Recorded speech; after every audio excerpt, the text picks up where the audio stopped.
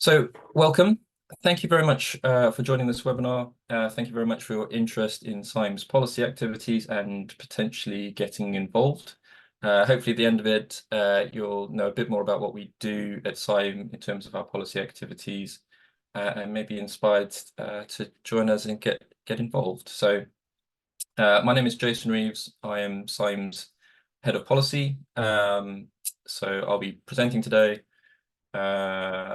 Excuse me. So a quick agenda for today. I've done a quick welcome and introduction. I wanted to talk a little bit about what policy is and what we define as policy, and how we look at that as CIEEM. Then I wanted to talk about our policy engagement, why we do it, who it's aimed at, how we do it, and some examples there. Then to talk a little bit about how members can contribute to policy activities, and then some opportunities within CIEEM for how members can get involved. That probably take about half an hour, and then we've got half an hour for Q&A, or however long that takes, depending on the number of questions. So if you've got any questions as we're going through, please pop them in the Q&A function, and I'll come back to those at the end of the talk, and then we can go through some things like that. So yeah, just keep that in mind as we're going through. So to kick us off, policy. So we, in the policy team, we think of policy as policy and legislation. There's different definitions of policy, but in our context, it's around the policy that is linked to legislation. Policy and legislation are two distinct things, two distinct concepts, but there are overlaps and they do feed into each other. Generally, policies are guidelines and principles that feed into decision-making. They aren't formally binding, but they are guidance.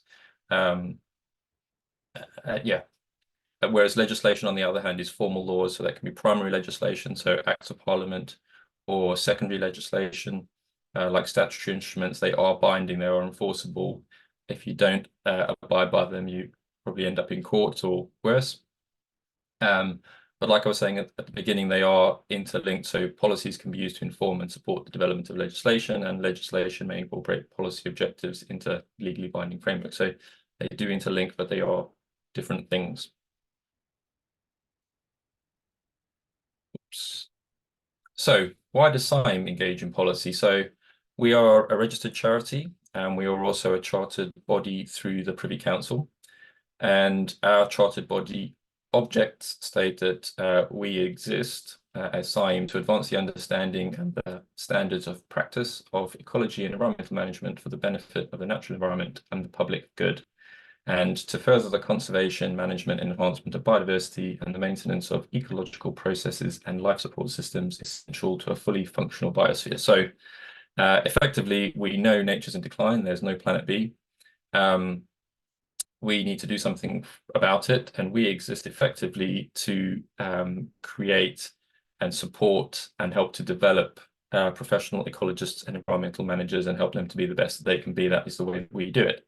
And as our mission states, our mission is to raise standards and profile, particularly we're there for the policy aspect of it, of professional ecological and environmental management for the benefit of nature and society. And then we have a whole number of goals in terms of how we wish to achieve our mission. I've just picked out the one there that's relevant to policy, which is being an influential voice for the sector, advising governments and others on policy and practice in relation to management of the natural environment. So very much within our objects to engage in the policy process and influencing. So how do we engage? So we have a policy team. The core policy personnel, as it were, myself, head of policy. We have two policy officers. So we have Douglas Loons and Dr. Ashley Buchan, who's just joined us. Then within my team, we also have the country project officers in Ireland, Scotland, and Wales. So Liz, Annie, and Mandy. They have a very broad remit, but part of their role is policy engagement as well. And as they're in country, they're on the ground there. And then our chief exec, Sally, is also very engaged in policy and does get involved. And then we have a huge number of volunteers. We certainly couldn't do the work that we do without volunteers. They are critical to it, and I'll come back to that at the end as to how member input is critical for us. So we have the strategic policy panel. We have country policy groups. Our vice presidents are very engaged as well, and our president in policy activities. And then we have topic specialists as well. So we will have individuals who have expertise that will come in for particular things. We can either invite them in, or they may approach us with something that they'd like us to get engaged with. But yes, volunteers are critical to everything that we do, and I'll come back to those groups in a bit more detail later on, the strategic policy panel and the country policy groups in particular. So in terms of our activities, so we work across the UK, so all the devolved nations, and in the Republic of Ireland. Our remit is for the UK and the Republic. The environment is a devolved competence, which means that each individual country sets its own legislation and its own policy on the environment, which means that we're having to follow 5 different sets of policy and legislation as to how they're happening, and engage with those as we can, as capacity allows, and as our policy groups direct that to some extent. Our activities are reactive and proactive, probably weighted more towards the reactive. So we will respond to consultation responses, inquiries, things that government announces, for example. Those are reactive. Proactive, we do a little bit, but not as much. I would like us to do more, but sometimes that is down to capacity. But we do things where we think there should be a conversation started, or we have a particular position on something that isn't already out there. An example of that is the document on the right there, the top one, the biodiversity enhancement for new developments in Ireland, is effectively a biodiversity net gain in Ireland, which has been happening under a voluntary process at the moment, but there isn't anything underpinning it in policy at all. So our Ireland policy group was really keen to set out that briefing paper, which I'll come to later on as an example of some of our work. We work unilaterally, so independently as CIEEM on our own, in some instances, and in partnership as well. So we do pick and choose. There's some things we think are better where we can address something just as CIEEM individually on our own. And then we work a lot in partnership as well. We recognize that there are a lot of organizations in this environmental space, often trying to achieve similar things. So reinventing the wheel wouldn't be the most efficient use of our time and capacity and resources. So working in partnership does make sense. And then in terms of outputs, so we put together consultation and inquiry responses that could be to government, to select committees. We write briefing papers and position papers. Briefing papers tend to be broader, giving a bit of more of a background to an issue and more of a starting point for discussions. Position papers tend to be where we have a much clearer ask, and there's something in particular that we actually want to see happen. We write letters to ministers, and we get meetings and engagement off the back of those. We also run events like this webinar online, but also in person, although it has changed a little bit since COVID, but we still do in-person events. And then in terms of promotion as well, we write articles for In Practice. You'll see something in there, a policy update every quarter. We put news items on the website to try and keep members updated. We contribute to the newsletter, so there's a weekly e-news. Sometimes there's some policy stuff in there. We also put together a monthly e-briefing, which is news from the sector, which will have some policy updates in there. And then we also contribute to the monthly podcast. If you haven't listened to that, do go and check that out. And it's generally the policy team putting that together with some help from the comms team. But yeah, there's some policy elements to that as well. So we have 14 principles effectively of how we engage with policy, and this sort of underpins the way we think about how we engage, when and how we will engage. So I'm going to run through those quickly. So the first one is just to have really clear goals, knowing what it is that you're trying to achieve. Sometimes in policy, you sort of have to aim for the stars, in effect. But making sure it's clear what it is you want to achieve, and being really clear, especially, for example, with parliamentarians, having really, really clear, simple asks. Number 2, knowing who to influence. So making sure that whatever your ask is, you're pitching it at the right person. If it's something really technical, taking it to a minister or an MP may not be the right person to do. You're much better off engaging with a civil servant in whichever department or statutory body it is that deals with that. Number three, recognizing that timing is critical. So there are really obvious things like this with consultation responses have a deadline. You need to get it in by the deadline. But also understanding, for example, in the legislative process, there are time elements to where you can feed into things as it goes through Parliament, or even better, getting in ahead of those processes and getting in on an initial conversation to try and shape something before it gets into Parliament, for example. Number four, as I mentioned earlier, working in partnership. We recognize that for the most part, that's probably the most efficient way to do things. Number five, recognizing that competition is healthy, that there are lots of other organizations in this space. Sometimes we come together. Sometimes a number of organizations separately pushing for the same thing is a good thing, but also recognizing that we can learn from each other as well in how we do things. Number six, building a network of influence. Recognizing that it's good to talk to our peers, coming back to that competition element. So we have a number of relationships across the levels of our organization and our policy team, where we're regularly in contact with others in other policy roles in other organizations, in civil servants, for example, in the media. So building both personal and organizational networks. Number seven, making sure our positions are evidence-based. That could be both in an academic sense, an empirical sense, but also on the actual feedback from members on how something is having an impact on them or the sector in terms of how they're working, how something potentially could be improved. So it's not always the sort of empirical numbers, as it were. Number eight, understanding the context. So particularly in policy, noting that things don't happen in isolation, particularly when you get into the politics end of things, there are other things going on. So just understanding where you're pitching things and what other, particularly say, for example, with MPs, what other things they might be thinking about in the context of whatever it is you're taking to them. Number nine, being positive, making sure you're proposing solutions rather than making a complaint just about how something is going wrong necessarily. Number 10, playing the long game, recognizing that policy takes a long time to change in some instances, and particularly when you get to legislation. Number 11, making sure we learn along the way, that continuous improvement mantra, making sure that as we go, we learn and also pass it on as well.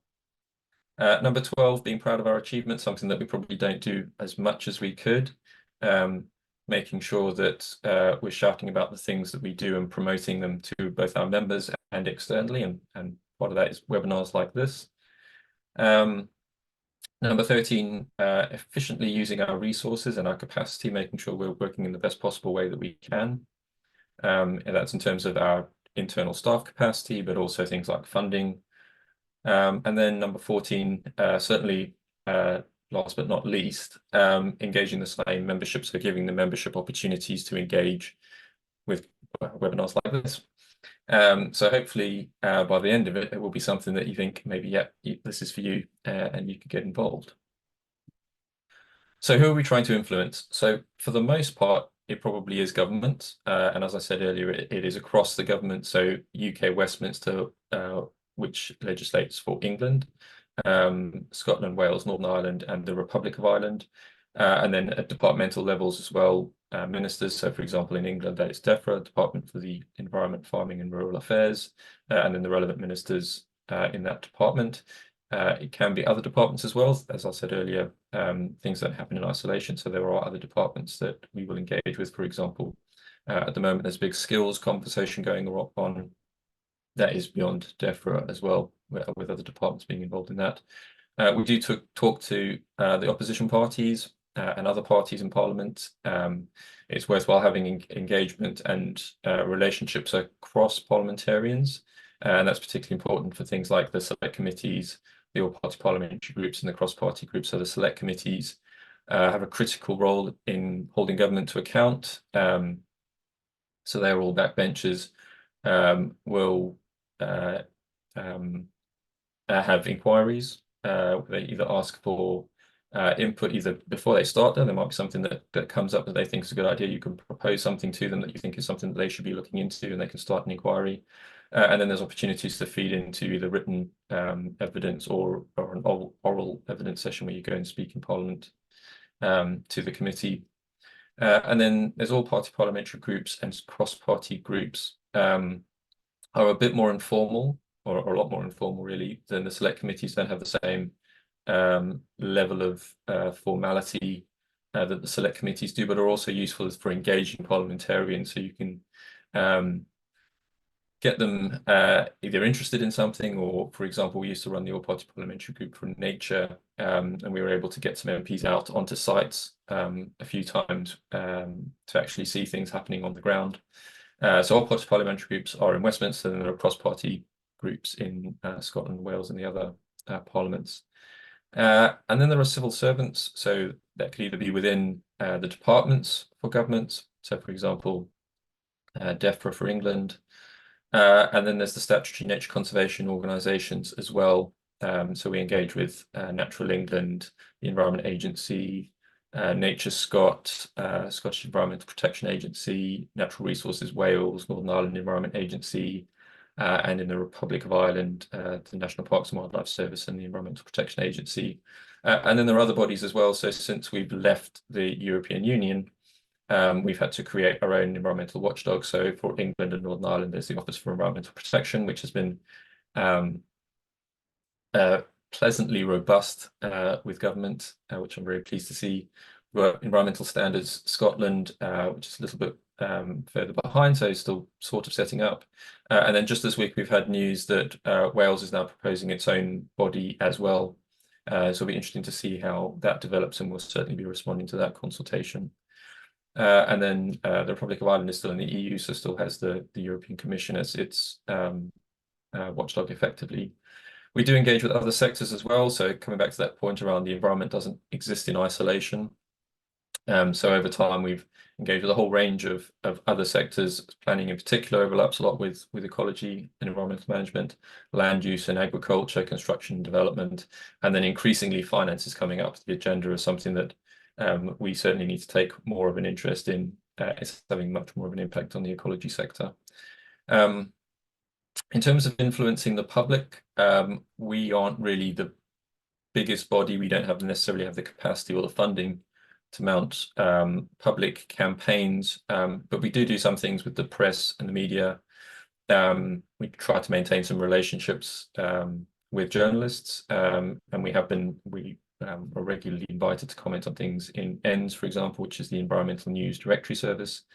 But we have had interviews for Telegraph articles that have been published. We've been on Countryfile twice, I think. We've been on BBC Breakfast, and I've spoken on Farming Today as well. So we do a little bit to try and do that, but we don't have distinct public campaigns, as it were. And then we engage a little bit, very little bit, on the international front as well. So we're a member of IUCN, both the UK branch and globally. And there's actually a live consultation at the moment on nature positive with IUCN that we're working on, that Ashley's working on. And then we also have official observer status with the UNFCCC and the CBD. So that's the United Nations Framework Convention on Climate Change and the Convention on Biological Diversity. So those are the climate COPs that happen every year and the nature COPs that happen every other year, where we have an official status now, so we can engage a bit more on those. We haven't really done that much with them, but it's something that we can look to for the future for more international engagement. As I mentioned earlier, so collaboration is key. So partnership working is definitely the way forward. Definitely something we've been working on more over the last few years. We still do things on our own, of course, but partnership working rather has definitely grown over time. On the left-hand side there's 6. The first 4, as it were, if you're counting from the left, are the link groups. It's the Wildlife and Countryside Link, Wales Environment Link, Scottish Environment Link, and Northern Ireland Environment Link. Those are umbrella bodies across those 4 nations, mostly for NGOs, but there are a few other professional bodies engaged in there as well. They do a huge amount of work, are very well linked into governments across those countries, have distinct working groups for particular topic areas that we're engaged with, some of those where they relate to some of the work we do. give a huge amount of work. So it's really great to be involved with them and really great to learn from others in those environments as well. Then there's the EPF, the Environmental Policy Forum. That is an umbrella body for mostly professional bodies in the environmental space. Each of us have our own distinct niche area, as it were. And there's a few learned societies in there as well, so we work collaboratively with them as well. And then Greener UK, we haven't had as much engagement with as we perhaps might have liked, and it is sort of starting to wrap up at the moment. So Greener UK was set up by Green Alliance post-Brexit, particularly to look at the issues around Brexit and the environment. Most of those issues are sort of been wrapped up, really, I suppose, with things like the establishment of the environmental watchdogs. But we've been a member of that group as well. And then I've put three examples on the right-hand side of partnerships that are just ongoing, really. The things that we've been involved in very recently, and I think all three of them actually are still ongoing. So the Institute of Chartered Foresters, we put out a position paper recently on active management of woodlands. I'll talk about that as an example of some of our work in a minute. The British Ecological Society, we've had a long-running relationship with. They're sort of a sister organisation to us, with a professional body, they're the Learned Society for Ecology. And we have various relationships across the levels: chief exec, head of ecology, head of policy, policy officers. So we're regularly talking to each other and have done joint work over the years. And then a relatively new one, the Institution of Civil Engineers. Is really nice to see another organisation outside of the environment, and we're engaging with them on some nature positive work at the moment, which would be really great if we can get that off the ground. So yeah, keep your eyes open for that one. That'd be really good. And then some examples of recent work. So the first image there, that's Fiona Hislop. She's an MSP in the Scottish Parliament. She's a Transport Minister, but she's also the nature champion for Blanket Bog, and we are the supporting organisation for her. So we've run some events. We've taken her out to actually see a Blanket Bog, and she's been really engaged with that. She's done some activities to promote Blanket Bog in Parliament, in the Scottish Parliament as well. So that's been a really great process in Scotland. And Annie, our Scottish project officer, has been really influential in keeping that going. The second one there is a consultation response to Scotland's strategic framework for biodiversity. So that was the big consultation last year. A huge amount of work went into that from our Scotland policy group and our vice president up there, Caroline McParland, to pull together our views on what needs to happen in Scotland. It was a really impressive document for the most part as well. And we'll see, hopefully this year in the autumn, a natural environment bill come out of the Scottish Parliament. Part of that will hopefully be looking at a metric for nature enhancement as well. So that's been a really big piece of work the Scotland group's been doing towards the end of last year. The third one in there is one I was talking about with the Chartered Foresters. So we put together this position paper that we've been promoting on active woodland management. We see benefits from both the perspective of things like resources and timber, but also for biodiversity and bringing more woodlands into active management. There seems to be far too many of them that are neglected or abandoned. And even if your active decision is to leave a woodland alone and let natural functioning take its course, that's still an active decision. We need more of that. And a follow-up from that, actually, if you're interested, in a couple of weeks' time, there is a webinar as a follow-up to that. So if you go and check that out on the CIEEM website, there'll be a link through to that. So if you wanted to book onto that. The fourth one in there is a letter that we wrote to the Secretary of State at DEFRA last summer, who at the time was Therese Coffey.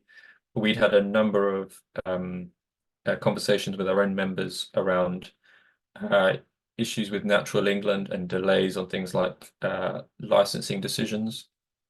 And we wrote to DEFRA saying that we think the underpinning issue for that is resourcing, how resourcing for Natural England has declined over the years, and issues with staff retention, staff expertise, and that we think there are some solutions and some actions that potentially could be taken. The end result of that is actually we've started a new conversation with Natural England. We've had ongoing conversations with Natural England for some time, but a new conversation with Natural England specifically about some of the points in there, and then starting to look forward to some of the solutions. But one of the nice things was that, so we got together with Natural England with some members, and the members could give their evidence, as it were, as to how things are impacting them directly. So that's one of those examples of where members can directly engage and when their actual experience is really valuable to us.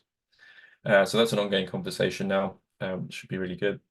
The fifth one there is, I mentioned earlier, the biodiversity enhancement for new developments in Ireland.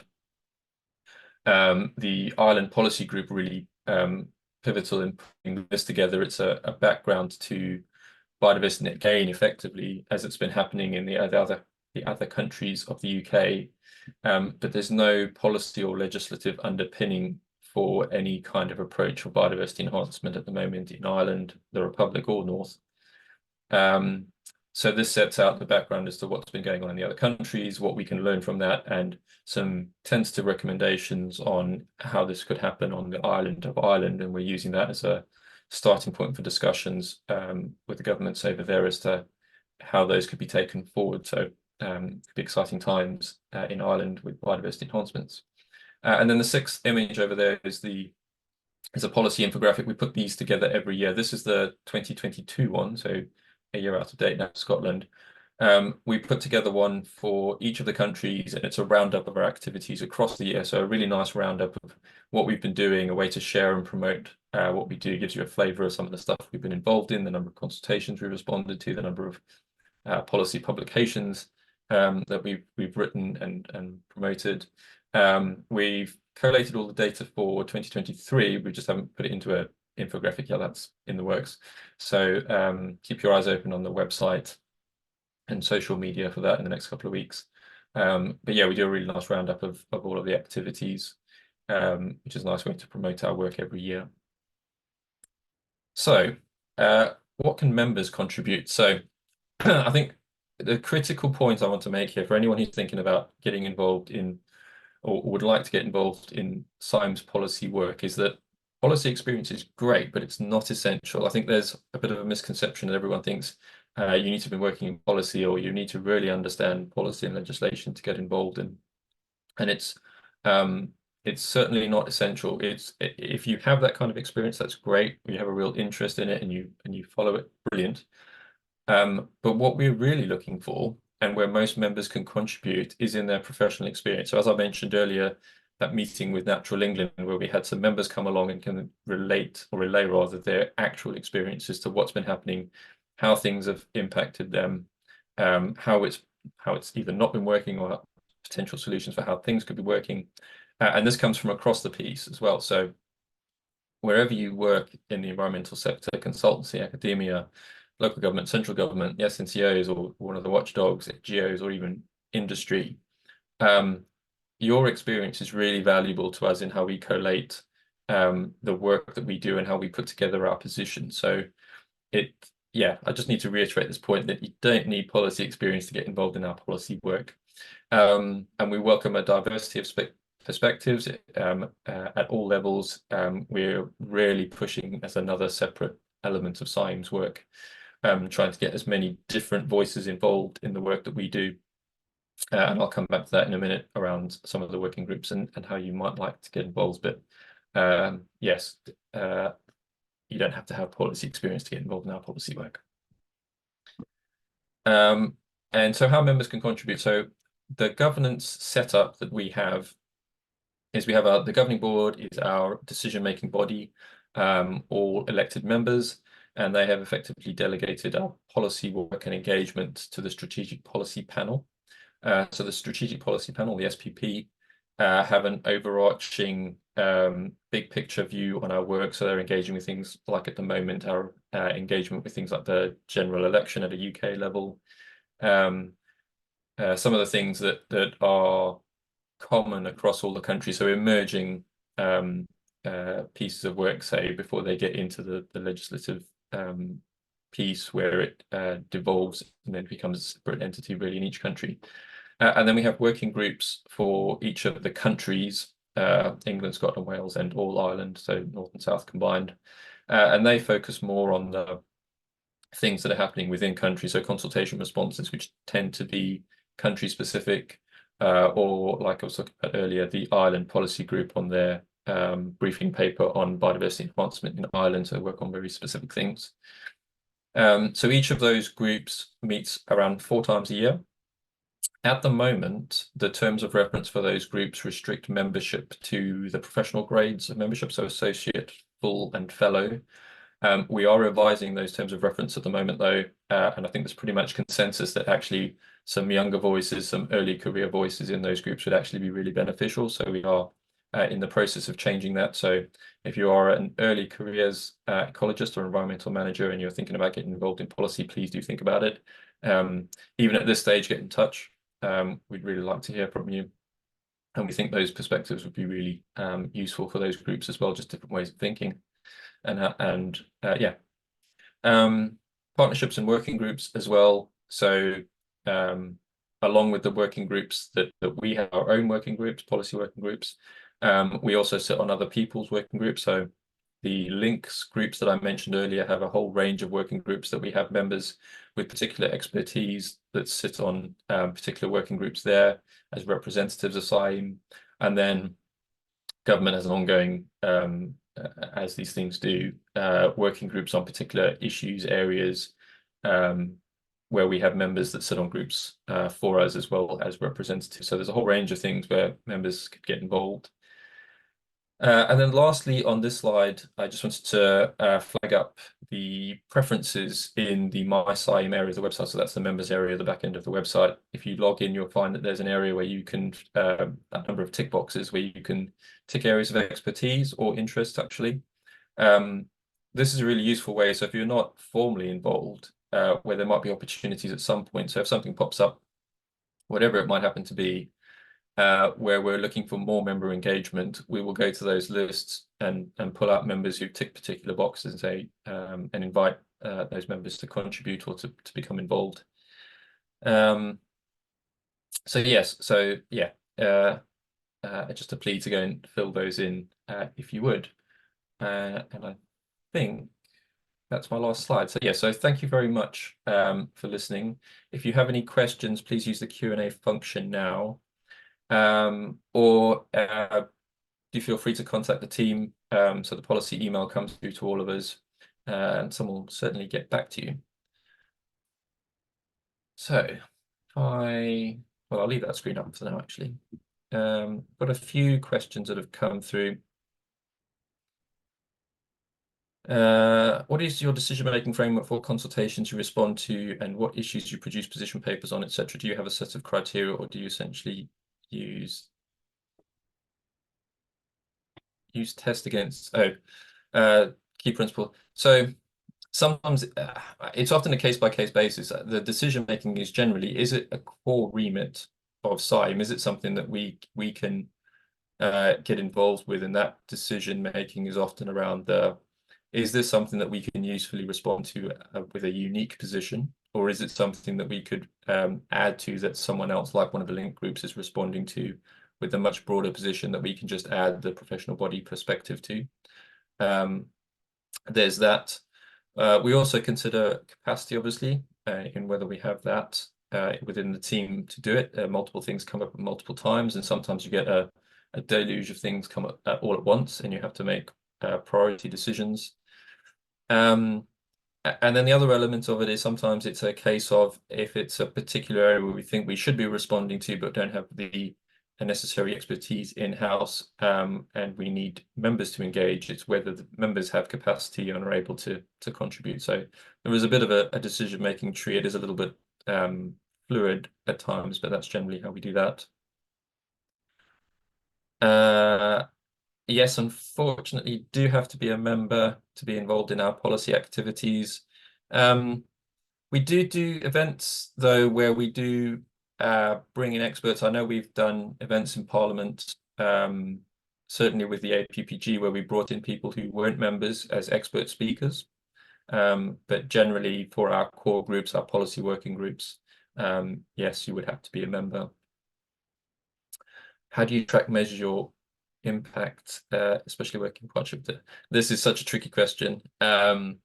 it is really difficult to track your impact. We track activities. So like I was talking about with the policy infographics, every year we track all of our activities, everything we've been engaged with. Um, we're trying to work out a baseline from that over the last, we've been doing that for a few years now, 4 or 5 years, I think, and how that tracks on to things that we're involved with.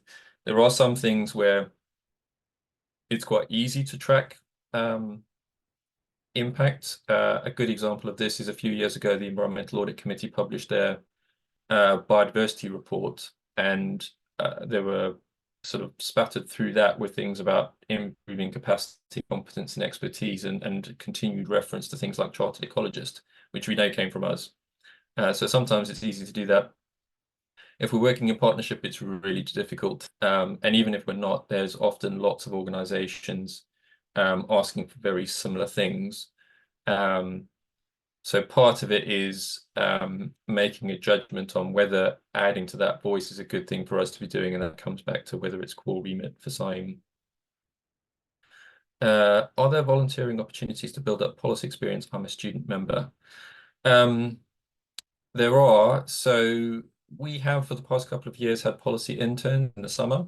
They've been useful experiences, and certainly some of those people have gone on to policy roles, jobs, and the internship has helped them with that.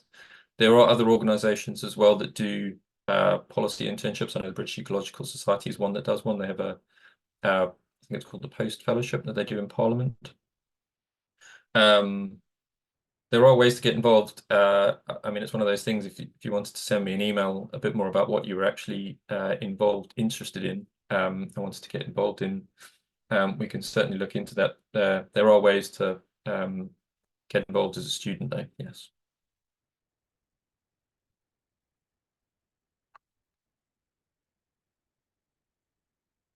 Right. If anyone has any other burning questions, please do add them to the chat. That's sorry, to the Q&A.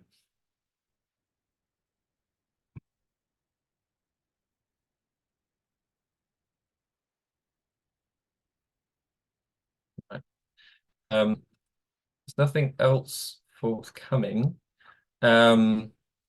So I just want to say a really big thank you for your interest coming and listening to me talk today. If you have any other questions, please do contact me or the member of the team. We'd be very happy to engage. And yeah, if you're interested in one of the working groups or in some other way of getting involved, be really pleased to hear from you. So it looks like we're going to end a little bit early, so that's always a good thing to get some time back.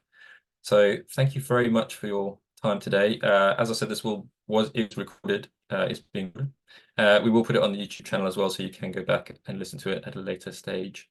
Thank you very much for your time. Enjoy the rest of the day.